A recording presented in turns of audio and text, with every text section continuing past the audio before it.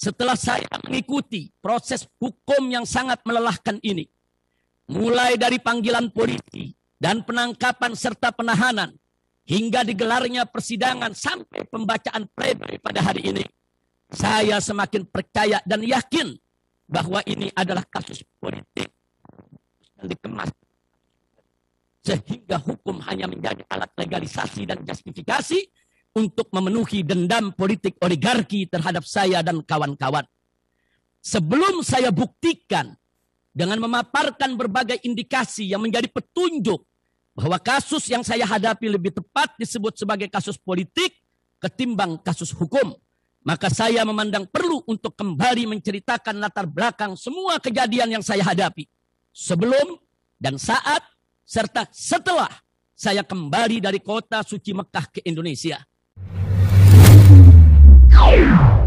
Agar menjadi jelas benang merah yang menghubungkan semua rangkaian kejadian dengan kasus yang sedang saya hadapi di pengadilan ini, sehingga menjadi masukan penting bagi mereka yang punya hati jernih dan akal sehat serta nurani keadilan untuk mengambil keputusan. Tidak bisa dipungkiri bahwa semua ini bermula dari aksi bela Islam 4.11 dan 2.12 pada tanggal 4 November dan 2 Desember tahun 2016. Saat itu umat Islam Indonesia bersatu menuntut Ahok si penista agama untuk diadili karena telah menistakan Al-Quran. Kemudian berlanjut ke Pilkada 2017 di ibu kota Jakarta. Ketika si Ahok si penista agama menjadi salah satu calon gubernur Jakarta yang didukung penuh oleh para oligarki. Yang saat itu sukses menggalang dukungan mulai dari presiden dan para menterinya hingga Panglima TNI dan Kapolri serta jajarannya serta juga seluruh aparatur sipil negara di ibu kota Jakarta yang diwajibkan untuk memilih Ahok.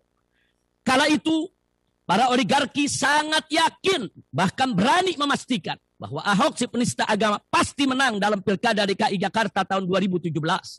Karena bukan saja Ahok dan para oligarki sukses menggalang dukungan rezim penguasa, tapi juga berhasil menggalang dukungan dari sejumlah ormas besar dan hampir semua partai politik, serta digaungkan habis-habisan oleh berbagai media cetak dan elektronik mainstream, juga dibesarkan oleh berbagai lembaga survei dan dipuja-puji oleh para tokoh nasional dan pengamat. Tidak ketinggalan para buzzer bayaran secara terus-menerus menyerang siapa saja yang tidak mendukung Ahok. Juga pengerahan para dukun dan paranormal untuk minta bantuan kekuatan gaib. Dan pengerahan gerombolan preman untuk mengintimidasi masyarakat. Belum lagi penerbitan fatwa-fatwa sesat dan menyesatkan dari ulama gadungan yang mendukung Ahok dengan memutarbalikkan ayat dan hadis serta memanipulasi hujah dan korupsi dalil. Di samping itu juga ada siraman dana besar-besaran dari para cukong oligarki. Rentetan teror dan intimidasi serta pembunuhan karakter terhadap saya dan kawan-kawan yang datang secara terus-menerus tanpa henti dari sejak aksi bela Islam 4.11 dan 2.12 di tahun 2016, lalu Pilkada DKI Jakarta tahun 2017, serta pengasihan saya di kota suci Makkah selama 3,5 tahun. Dari pertengahan tahun 2017 sampai akhir tahun 2020 hingga pulang ke tanah air dan sampai dihadirkan dalam sidang ini menjadi bukti bahwa 3 kasus pelanggaran prokes yang saya hadapi merupakan bagian dari operasi intelijen berskala besar yang didanai para oligarki, sehingga ketiga kasus hukum tersebut hanya dijadikan sekadar alat justifikasi dengan menunggangi polisi dan jaksa penuntut umum dalam rangka balas dendam politik via operasi penghakiman dan penghukuman untuk kriminalisasi dan pidanaisasi pelanggaran prokes menjadi kejahatan prokes. Indonesia adalah tanah air kami dan negeri kami tercinta, serta medan juang kami untuk membela agama, bangsa, dan negara apapun resikonya.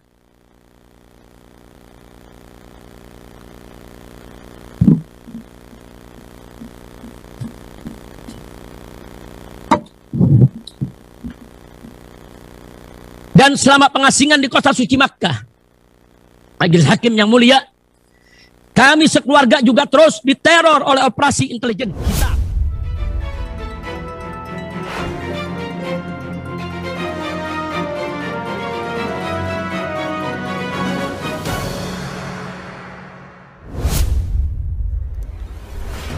Kepayahan.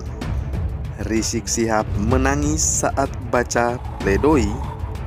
Tidak segarang kayak dulu. Ditulis Exardi di siword.com. Hai Indonesiaku, Assalamualaikum. Berjumpa lagi bersama saya di Suara Channel Bapak Infrastruktur. Payah, Rizik Syihab kehilangan wibawa. Sejak dulu dia terkenal dengan kegarangannya, kegalakannya, dan mengerikan. Tetapi saat dia membaca pledoi di persidangannya, memalukan banget. Rizik Syihab menangis saat baca pledoi. Ini bukan berita bohong loh. Ia menangis. Imam Jumbo banyak pendukung, bicara lantang, ceramah berapi-api. Tetapi pada saat terkena masalah besar, dia langsung merengek, minta diampuni. Ternyata orang sehebat dia pun bisa menangis dan tidak berdaya. Semua pihak pun dia seret saat membaca pledoi tersebut. Narasi-narasi konyol pun dimainkannya. Salah satunya adalah Rizik Syihab menyebut kasusnya saat ini adalah bentuk balas dendam karena telah membuat Basuki Cahayapurnama atau Ahok diadili dalam kasus penistaan agama. Rizik mengaku banyak mendapat serangan. Kala itu, para oligarki sangat yakin bahkan berani memastikan bahwa Basuki Cahayapurnama, Ahok si penista agama, pasti menang dalam pemilihan kepala daerah atau Pilkada DKI Jakarta di tahun 2017 silam. Karena bukan saja Ahok dan para oligarki sukses menggalang dukungan rezim penguasa, tetapi juga berhasil menggalang dukungan dari sejumlah organisasi masyarakat atau ormas besar dan hampir semua partai politiknya, serta digaungkan habis-habisan oleh berbagai media cetak dan elektronik mainstream. Menurut kita justru ini pledoi yang sangat blunder. Pledoi dengan menyalahkan pihak lain adalah suatu kesalahan yang membuat pledoi menjadi tidak solid. Tetapi kita paham, Rizik Syihab tidak punya senjata lain untuk membela diri. Makanya mencari kambing hitam yang sangat menjijikkan. Rizik Syihab juga mengungkit soal buzzer dengan bayaran yang menyerang siapa saja yang tidak mendukung Basuki Cahayapurnama atau Ahok. Bahkan Rizik Syihab juga berbicara soal pengerahan dukun dan paranormal untuk meminta bantuan kekuatan gaib dan pengerahan gerombolan preman-preman untuk mengintimidasi masyarakat. Wah, gak kebalik tuh. Kemudian juga penerbitan fatwa-fatwa sesat dari para ulama gadungan yang mendukung Ahok dengan memutarbalikkan ayat-ayat dan hadis serta memanipulasi hujah dan korupsi dalil. Di samping itu juga ada siraman dana besar-besaran dari para cukong oligarki. Ini sungguh benar-benar pledoi dari orang yang sudah sangat stres dan putus asa.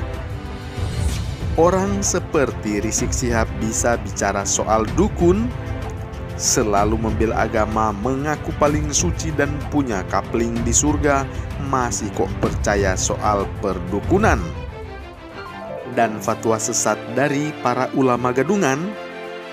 Ini justru sangat lucu sekali. Bukankah itu mereka sendiri? jadi ngomong terbalik-balik, tidur terbalik seperti kampret. Ini namanya maling teriak maling. Dan bukan hanya itu saja, Rizik Syihab juga mengklaim adanya serangan intelijen hitam saat berupaya merongrong Ahok. Dia membeberkan banyak rekayasa kasus kepadanya. Menurutnya ada operasi intelijen hitam berskala besar yang telah menebar aneka ragam intimidasi kepadanya, seperti pelemparan bom molotov ke beberapa posko FPI dan penembakan kamar pribadinya di pesantren Markas Syariah Megamendung, Bogor. Ia juga mengatakan ada pengepungan dan pengeroyokan serta percobaan pembunuhan terhadapnya dan kawan-kawannya oleh gerombolan preman GMBI depan Mapolda Jawa Barat di Bandung, yang semuanya sampai saat ini tidak satupun diproses hukum dan diungkap kasusnya oleh para aparat penegak hukum, ujar Rizik Syihab. Bahkan Rizik Syihab juga mengatakan saat ia berada di kota suci Mekah, ia mengalami berbagai intimidasi dari operasi intelijen hitam yang menyampaikan informasi fitnah tentang dirinya kepada pemerintah Saudi Arabia, sehingga ia diinterogasi oleh kantor penyidik intelijen Saudi Arabia. Sungguh menyedihkan pledoi yang dibacakannya. Bagaimana menurut Anda? Salam hangat, Bapak Infrastruktur.